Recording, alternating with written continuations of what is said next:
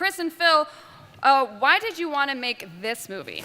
We love Miles Morales.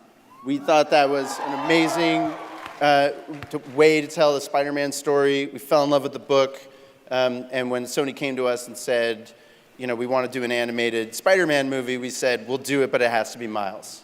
Yep. And we started, yeah, give it up for Miles Morales. It's amazing. Woo! And then we got sort of carried away, and it kind of grew from there. The whole idea is, how do we tell this story in a refreshing way? How do we tell it through somebody else's experience? How do we put a new spin on it? And Miles is a great start. This is the best opportunity ever to tell a story that actually looked like a comic book, like you were literally walking into a comic book. So from the very beginning, we said, what can we do? How can we make a movie that looks like nothing you've ever seen before, that's like a completely unique cinematic experience that feels like you're walking into the pages of a three-dimensional comic book. And to everybody here's credit, these three geniuses over here, they were able to make it look like something you've never seen before and something that has to be seen on a big screen. We've been fans of Shameik for a long time. We loved him ever since we saw him for the first time in Dope. And we've known him for a while from different auditions and things that we've always felt like this guy is brilliant. He's so sincere, he's funny, he's cool, he's everything that Miles is. He's got a really unique, positive take on life. This is his first Comic-Con. It's his first time he's been here. Yeah. And from the beginning, we were like, this guy is the guy, and we were right. I was thankful for the opportunity. The fact that it looks this beautiful and the fact that the writing is so amazing and that the cast is so amazing was a pleasant surprise. But the fact that I was able to have the opportunity to audition, to book and become Miles Morales was the original, oh my gosh, this would be amazing. Well, Jake, why don't you tell us a little bit about your Peter Parker? Well, it's Peter Parker at 40. And it's Peter Parker with a bad back, and it's Peter Parker who's not sure if he still wants to be Spider-Man. And what it means to be, Spider-Man after the excitement of being Spider-Man. He meets Miles in this movie, and Miles needs him to be a mentor and needs things from him, but he doesn't see himself as a mentor or a teacher, and he doesn't want to be. But he sees something really special in this guy, and it reminds him of what he loves about having those powers. Miles just needs a teacher. He doesn't really want to be Spider-Man. He doesn't want this extra responsibility. You know, he's just trying to go to school like a normal kid, middle school. All of a sudden, he bit by this spider, and he got these powers, and now people trying to kill him. And he has this duty of saving multiple universes. And now I meet this Spider-Man, and I'm like, hey, dude, you need to teach me. No. I don't need to teach you. Why not? Go away, kid. Dude, I really need you to help me save the world. Not now.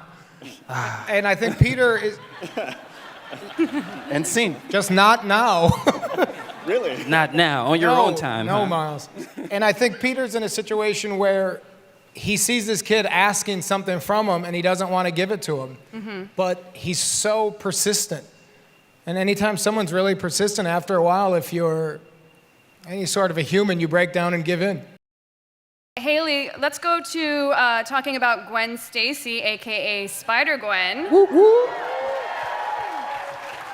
What excited you most to play her? The fact that she is really just the toughest and the coolest and the smartest and the most capable one in the room, and she knows it.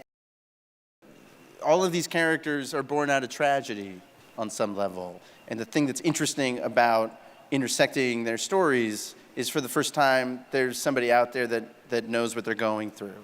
And the thing that's so interesting to me about the relationship between, Spider-Gwen and Miles and in our movie, all of these guys, is that they finally have like a tribe that they can hang out with. And here's somebody who doesn't have a buddy and is almost afraid to have a friend because he lost that friend. You know what I mean? And so the fact that they kind of get to find each other is a really beautiful part of the movie to me.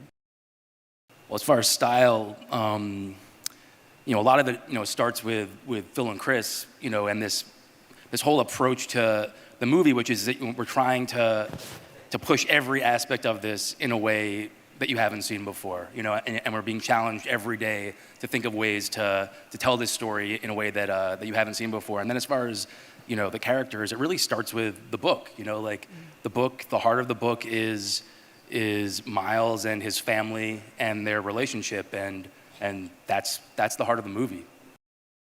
It's a really ambitious movie. It's probably the most ambitious thing about it is that it introduces a whole new version of Spider-Man. I mean, comics fans, you know, most of you guys, you've known Miles for a while, but the world at large doesn't really know him and doesn't really have experience of a different character kind of bearing this mantle. And the fascinating thing about it to me is that, you know, the same things that applied to Peter Parker, with great power comes great responsibility.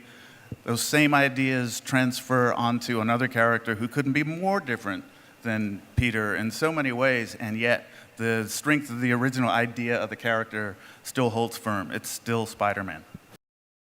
What we were really trying to achieve, too, was just an interpretation of a comic book that actually made it on screen and felt cinematic, but still was beholden to the original source material, which was a comic. Where did you get the inspiration for this new approach? I literally torn from the pages of the comics. I mean, That's awesome. 100%. And then it was just a matter of looking at, you know, the process that we go through to make these movies and see how visually you could translate that flat medium into a three-dimensional space and project it and still feel, you know, the scope of a large film, but also the intimacy of the page and the panel on the page. One of the greatest strengths of comics is that it manages to encapsulate in one image a really succinct, powerful story point or motion or action, and in our process of animation, we really tried to achieve that same feeling. Miles' story takes place in an alternate dimension to our own. The Spider-Verse is basically, you know, all of these alternate ways of telling this story, and all of these different people that experience it. And the thought of this movie was, what if those different stories intersected? And what would it do? How would it shake them up? What would happen if these people met? And I think that's like the power of this character, is that we've told his story so many different ways.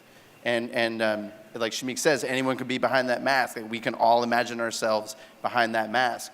I think that's the cool thing about Spider-Man. And it's the interesting thing about comics culture and the fact that there's so many of these movies, that the story keeps getting told. And each time, the differences and variations in the ways that it gets told, those are really interesting to us.